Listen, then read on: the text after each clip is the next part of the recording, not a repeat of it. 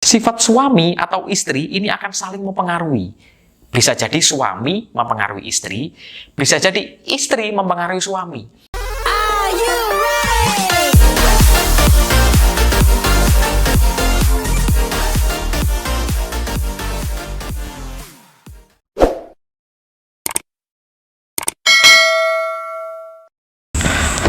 Salam sehat bugar. Halo teman-teman semua. Ketemu lagi dengan saya, Gali Permadi, di channel yang paling ditunggu-tunggu oleh kaula muda maupun segala usia yang selalu mendambakan hidup sehat. Karena channel ini adalah channel yang membahas tentang gaya hidup sehat dan olahraga. Saya kira hidup sehat itu adalah yang utama. Kalau teman-teman mungkin boleh berkaca kepada diri sendiri ya, dan sedikit berpikir, apapun tidak akan pernah bisa teman-teman nikmati kalau teman-teman tidak sehat. Betul nggak teman-teman? Oke, kalau teman-teman sependapat, silahkan klik jempol ke atas. Dan kalau teman-teman sependapat dengan saya, silahkan subscribe, biar teman-teman selalu mendapatkan info terbaru dari kami. Dan kalau teman-teman juga suka dengan video ini, silahkan share ke grup teman-teman ya.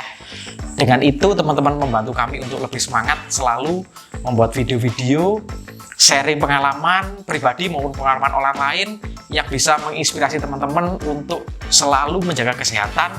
Jangan sampai kita terkena penyakit karena penyesalan ada di belakang. Oke, baik teman-teman, saya mulai saja tema hari ini ya. Tema hari ini adalah ada banyak pertanyaan tentang ini dulu ya. Cuma saya bahasnya baru sekarang ini. Ya, jadi pertanyaan itu adalah, Mas, bener nggak kalau setelah menikah itu berat badan mesti naik? Mas, bener nggak kalau setelah menikah itu gemuk? Wah, bener nggak setelah menikah pasti kita jadi intinya naik lah? Apa itu overweight? Apa itu obesitas? Waduh, obesitas. Yang jelas semakin makmur tubuh kita, ya. Bener nggak itu? Nah, teman-teman, di sini saya akan sharing ya. Di sini akan saya sharing pengalaman pribadi yang dulu pernah saya alami, dan saya juga sudah menikah ini ya. Saya sudah menikah dan mungkin saya ya ada naiknya lah mungkin sedikit ya. Tetapi saya lihat teman-teman saya yang lain cenderung naik ya.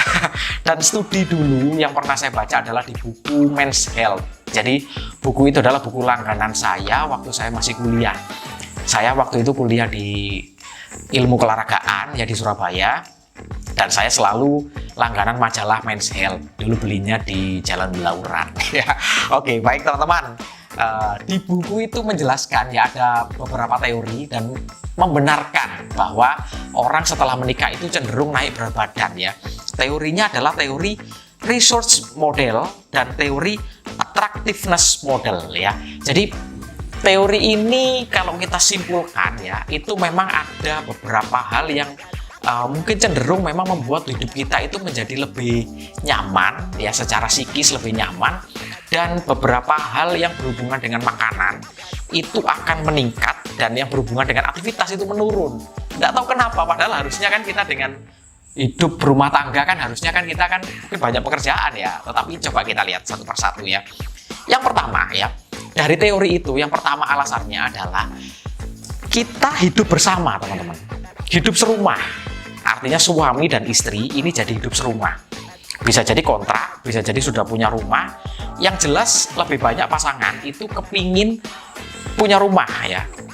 Artinya tidak dengan orang tua atau tidak dengan mertua gitu ya. Mungkin hubungannya dengan kemandirian dan sebagainya ya. Ini teori teman-teman. Teorinya seperti itu. Yang kedua, sifat suami atau istri ini akan saling mempengaruhi. Bisa jadi suami mempengaruhi istri, bisa jadi istri mempengaruhi suami. Lah, pengaruhnya ini seperti apa? Lah, mudah-mudahan teman-teman ini pengaruhnya yang baik ya. Tetapi di teori yang ketiga itu menjelaskan bahwa biasanya sifat-sifat negatif itu akan dominan. Yang saya maksud negatif adalah gaya hidup yang tidak sehat ya. Biasanya kebiasaan jajan di luar, makan banyak, itu mungkin kebiasaan si suami ini biasanya ya. Bisa jadi istri ya. Jadi malas berolahraga, bangunnya siang gitu ya. Dan hal-hal seperti itu biasanya dominan. Nah, ini di teori yang ketiga. Jadi kebiasaannya banyak sekali di situ. Yang jelas ini negatif yang akan dominan di sini. Dan yang keempat, di sini ada momen, yaitu momen makan bersama. Momen makan bersama ini biasanya pasangan baru, bisa jadi di pasangan lama juga sih. Di pasangan baru itu biasanya momen makan bersama ini dibuat menjadi momen yang sangat sakral ya.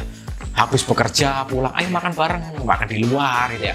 Mungkin itu juga kesempatan cerita kegiatan di kantor, cerita tentang ketemu teman tadi di jalan, cerita tentang masa depannya nanti.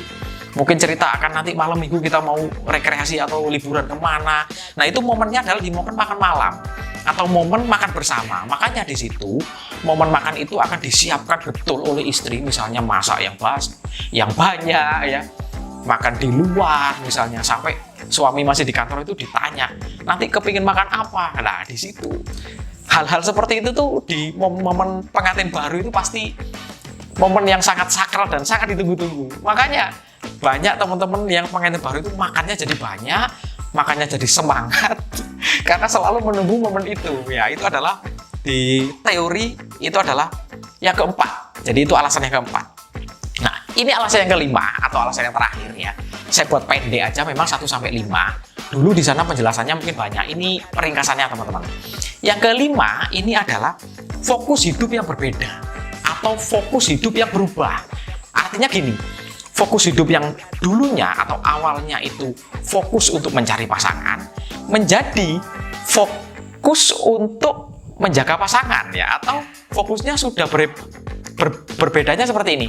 Dari mencari sudah dapat. Nah, jadi fokusnya kan sudah berbeda.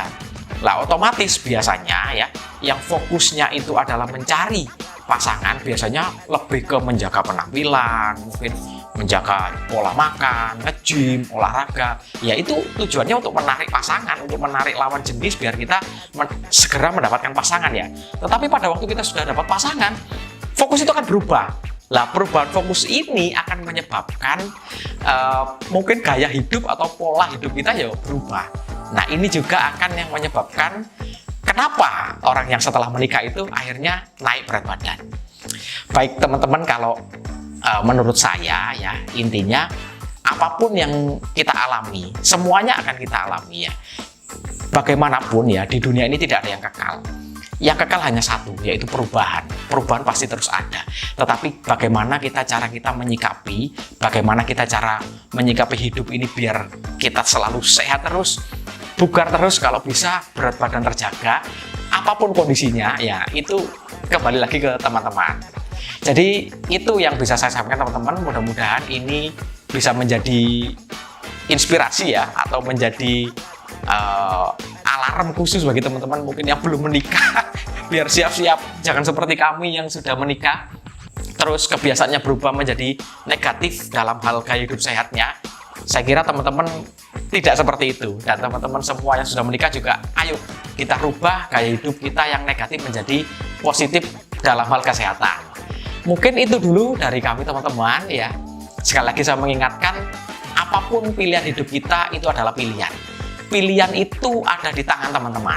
Kalau teman-teman memilih hidup, ya pilihlah yang terbaik. Ya saya kira pilihan itu harus yang terbaik, karena penyesalan selalu ada di belakang.